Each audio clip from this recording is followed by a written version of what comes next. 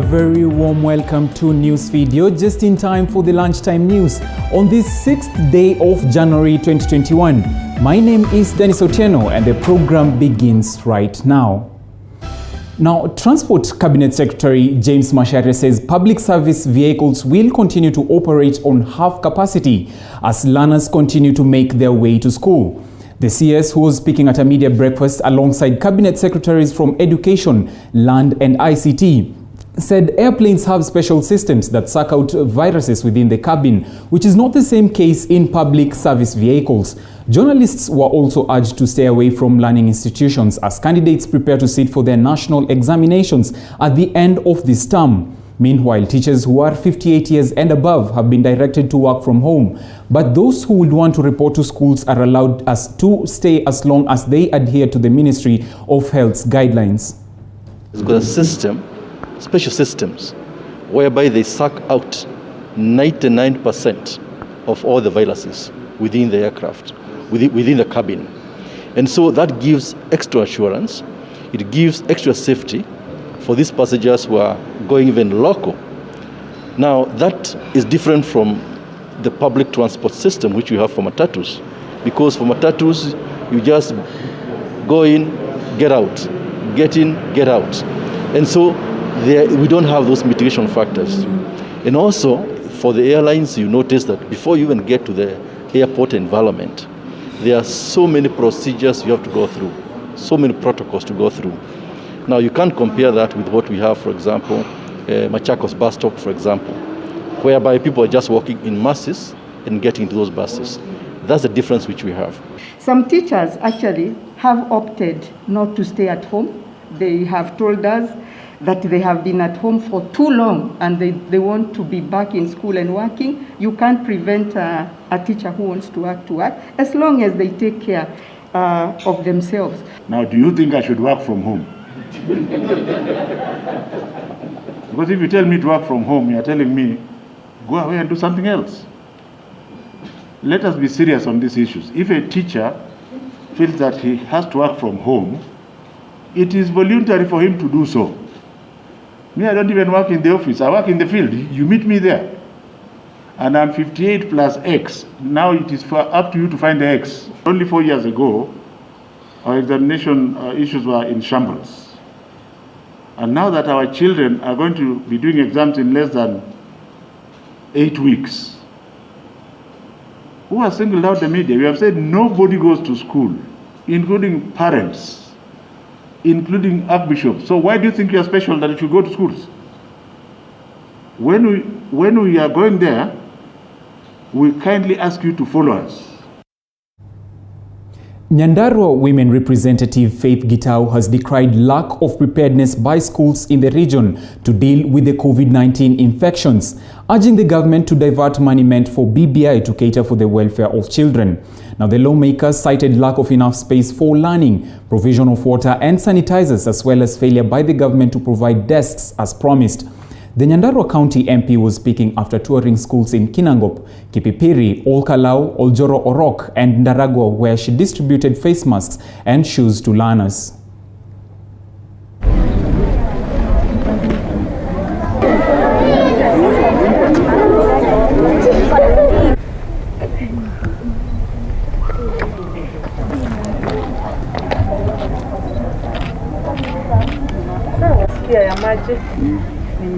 Ofisi ya mwalimu mkuu ni ya matope chini, hana pahali pa kukaa, walimu hawana pahali pa kukaa. We do not have enough rooms, we do not have teachers to man the people who will go to the rooms, and well, we also don't have the desks. I'm demanding tusiletewe anything else to do with BBI. Tunataka usaidizi huku kwetu Nyandarua. ODM Deputy Party Leader and Kakamega Governor Wycliffe Oparanya has vehemently denied claims that ODM has already awarded former Matungu MP David Were a certificate to vie in the by-election slated for March 4th. Addressing the Matungu electorate, Oparanya has assured that there is no preferred ODM party candidate. ODM's party primary for Matungu constituency is scheduled for this afternoon.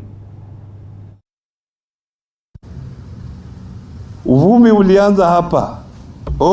Wengine wamepewa certificate wako nayo kwa mfuko tayari. Nashangaa, nani huyu amepewa certificate ya ODM ameweka kwa mfuko na Oparanya sijajua. Fulani amepewa certificate. Unajua chama cha ODM si kama ANC. Sisi tuko kwa chama kubwa. Na chama kubwa tuna procedure kufanya kila kitu. Procedure iko, tuna katiba yetu ya chama ambayo inasema ukitaka kukombea kitu chochote katika chama cha ODM tuna utaratibu wa kufanya kila kitu. Kama ODM tuna National Election Board. Hiyo ndio inapeana certificate. Ndio nitakuwa huko, mtaniona saa 8. Tapeana certificate kwa ule ambaye amepitia kwa utaratibu huo. Na watu wengine wako uhuru pia kusimama. Unajua kusimama ni ombi lako. Wewe mwenyewe umejipima na umeona unaweza kupambana hiyo kiti. Bas, you have your own right.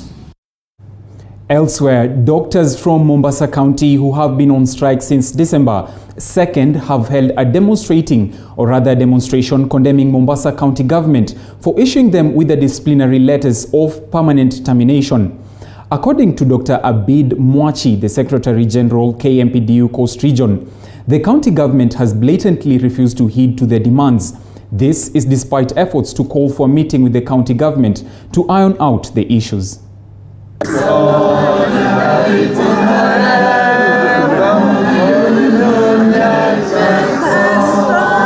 What you need to understand is that we met in a bipartite agreement with Mombasa County to address these grievances and put pen to paper and sign. One, that they do not pay what we call third-party deductions or statutory deductions. What this means is that when our members take loans and they trust the employer to deduct from their salaries and pay back the bank, the county deducts, yes, does that too quickly, but does not remit to the banks. Secondly, we had a return to work formula that discussed about how these doctors are supposed to progress in job groups, because their colleagues in similar counties who went to the same schools, graduated at the same times, are far much ahead in promotions. Mombasa County has lagged behind since 2016. Halafu mtu aje aseme mimi nakufuta, ana akili? Miezi toka mwezi wa 8 hawajalipa. Ushale, alafu anaandika barua za tumwa kwa Facebook na Twitter, hawajui hata barua zinavyotumwa. The bold letter by Senate Majority Whip Irungu Kang'ata to President Uhuru Kenyatta that rattled the mountain has continued to elicit mixed reactions among leaders from the region. Gatundu South Member of Parliament Moses Kuria says the BBI was jinxed from the word go since some leaders were excluded from the process. Kuria says all is not lost since the report contains a raft of good proposals, but a consensus has to be reached to iron out the contentious issues. We have gotten here not because of anything else, but only because some people are stubborn. And some people used BBI as a weapon for political purposes. And we kept telling them, let us remove the issues of competition and political competition from the BBI process. But would they listen? Now they have gotten the president into a very, very bad situation. And as a president member of Parliament, I'm very saddened that, the Honorable Raila Odinga has led the president to this very uncomfortable situation. We as youth are not happy with the BBI because it has not addressed the problems that youth are facing, especially jobs, telling us that it will give us holiday, tax holiday. That will not solve the problem, because our problem is capital to start those jobs so that we can pay taxes. Government agencies have put in place measures to ensure the safety of pedestrians and smooth shipping of the 1.7 billion shillings Likoni floating footbridge. The bridge that links Mombasa Island to the mainland was opened to the members of public on 1st January this year.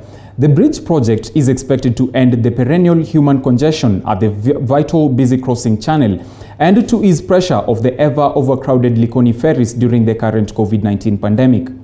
While inspecting the facility, Principal Secretary for Shipping and Maritime Affairs, Nancy Karegedo, said the facility has created the shortest route linking Mombasa Island and mainland south. The PS was accompanied by Coastal Region Commissioner John Elungota and Kenya Ports Authority KPA Acting Managing Director Rashid Salim, explaining that KPA took over running of the bridge and they do ensure pedestrians follow COVID-19 protocols. And it's easier access to go home. So we are very, very grateful for this development, and you can see the bridge, brand new, strong, sturdy, and using the latest technology, opening, and therefore ships can also pass through easily without any problem. And it's generally very good for facilitating, thinking about the local mwananchi, and of course facilitating maritime traffic and international trade. We close the bridge about 9 o'clock in the morning, and we close it at 1700 hours. It is 5 p.m. to allow the ships that are coming in or out throughout the day. So far, people have been using it. It's good it's really a good feeling. It's really good to see people coming in. They're excited to go across the bridge. We had the public address system yesterday that conduct ourselves as we cross the bridge. Keep distance, sanitizers, face masks, and we should not stand taking pictures or whatever. So this is for the safety of all the people at the end of the day. And it's about time we take a very short break. Remember, you can always interact with us on our social media platforms as well as the direct SMS line indicated at the bottom of your screen. That goes by the number 22047. Now do not go too far. We'll be right back with more informative news.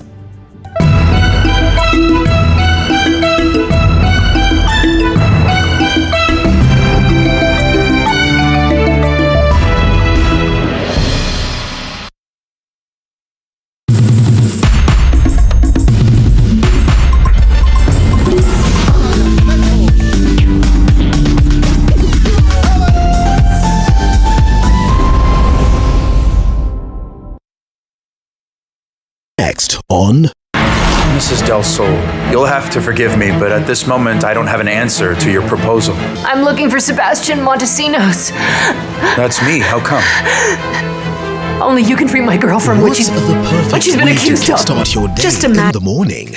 Well, apart from having a healthy breakfast, the morning cafe is all you need. We will inform you on what's happening on the roads, dive deeper into the newspapers, alongside heated political debates. Examples. Yes, we are using examples. Is America here to defend itself? Did you know that your greatest wealth is health? We get down into farming, education matters, business and innovation. And yes, we cannot forget family matters. These people want encouragement. With some good Friday vibes. When the deal is done. The Morning Cafe with Linda Alela, Monday to Friday from 6 a.m. to 9 a.m. Only on TV 47. What's the perfect way to kickstart your day in the morning? Well, apart from having a healthy breakfast, the Morning Cafe is all you need. We will inform you on what's happening on the roads, dive deeper into the newspapers, alongside heated political debates. Examples. Yes, we are using examples. Is America here to defend itself? Did you know that your greatest wealth is health? We get down into farming, education matters, business and innovation. And yes, we cannot forget family matters. These people want encouragement. With some good Friday vibes. When the deal is done. The Morning Cafe with Linda Alela, Monday to Friday from 6 a.m. to 9 a.m. Only on TV 47. What's the perfect way to kickstart your day in the morning? Well, apart from having a healthy breakfast, the Morning Cafe is all you need. We will inform you on what's happening on the roads, dive deeper into the newspapers, alongside heated political debates. Giving examples. Yes, we are using examples. Is America here to defend itself? Did you know that your greatest wealth is health? We get down into farming, education matters, business and innovation. And yes, we cannot forget family matters. These people want encouragement. With some good Friday vibes. When the deal is done. The Morning Cafe with Linda Alela, Monday to Friday from 6 a.m. to 9 a.m. Only on TV 47. What's the perfect way to kickstart your day in the morning? Well, apart from having a healthy breakfast, the Morning Cafe is all you need. We will inform you on what's happening on the roads, dive deeper into the newspapers, alongside heated political debates. Giving examples. Yes, we are using examples. Is America here to defend itself? Did you know that your greatest wealth is health? We get down into farming, education matters, business and innovation. And yes, we cannot forget family matters. These people want encouragement. With some good Friday vibes. When the deal is done.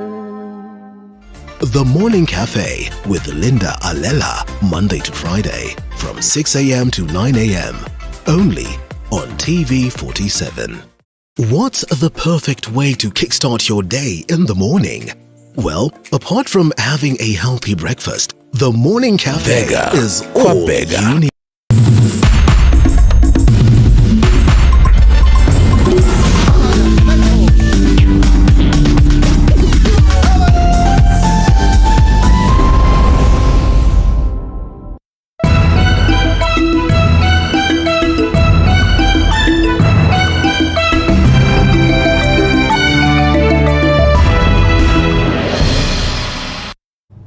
Welcome back. Thank you for staying with us. Now the program continues in Kilifi County, where the Kilifi County government has begun a major operation to spray swarms of locusts, which invaded the county late last year.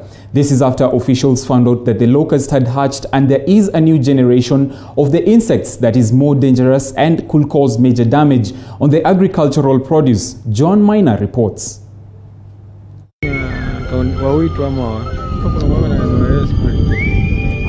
A team of 50 National Youth Service officers have been dispatched to spray the affected areas to completely wipe out the locusts. They will be working hand in hand with the county government officials and the National Drought Management Authority officers.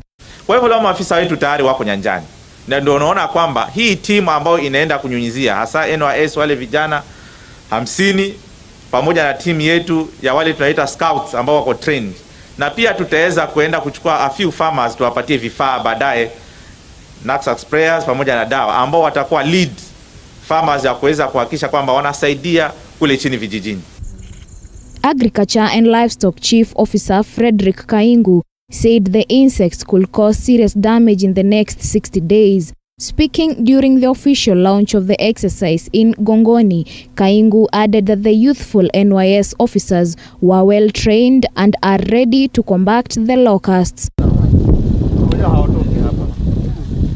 The locusts spread first from Magarini to Langobaya in Malindi, then went to Ganze, Kilifi South and Kilifi North. County yote ya Kilifi ilikuwa tayari imevamiwa na nini?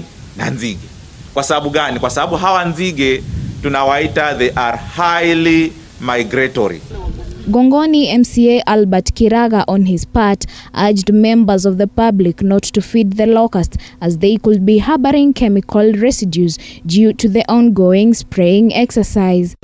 Hassan Muteri from the National Drought Management Authority said that they have embarked on combating the locusts, which have since hatched and are now on their destructive stage. Sababu ambayo imetufanya tushirikiane pamoja katika hii shughuli ni kuwa nzige ni mnyama ambaye anaathiri mimea, anaathiri nyasi za mifugo, na hivi vitu vikiathirika, sisi kama national drought, hali ya chakula itaharibika, na hapo tutakuja kwenye mchezo. Joan Maina, TV47. Now, Anne Kananu Mwendwa could be the next governor for Nairobi City County after a Nairobi voter who had challenged her nomination as the county's deputy governor filed a notice to withdraw the case.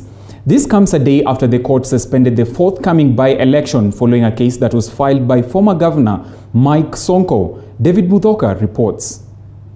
The shoes left by impeached Nairobi Governor Mike Mbuvi Sonko could be filled sooner rather than later after Peter Odhiambo Agoro, a Nairobi voter who had challenged Anne Kananu Mwendwa's appointment by Sonko as Nairobi Deputy Governor, filed a notice at the High Court seeking to withdraw the petition on Tuesday.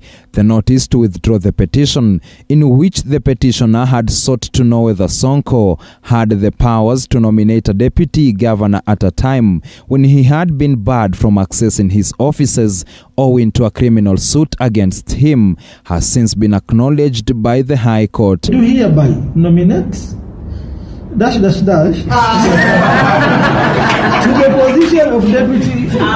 the position of deputy governor. Once effected, the withdrawal of the petition is expected to set in motion a series of events, including the vetting of Kananu by the Nairobi County Assembly for position of Nairobi City County Deputy Governor, a subsequent swearing in as Nairobi's Deputy Governor if the vetting goes her way, followed by another swearing in as Sonko's replacement. This will mean that Nairobi might have to forfeit the ballot to elect a new governor, despite the already halted mini polls, attracting several aspirants, among them controversial exiled lawyer Miguna, as well as former Dagoretti South MP and Building Bridges Initiative co-chairman Dennis Waweru, and Nairobi-based preacher Margaret Wanjiru, who declared her interest on Monday. The mini polls that had been scheduled for 18th February were put on hold after the High Court barred IEBC from conducting a by-election in Nairobi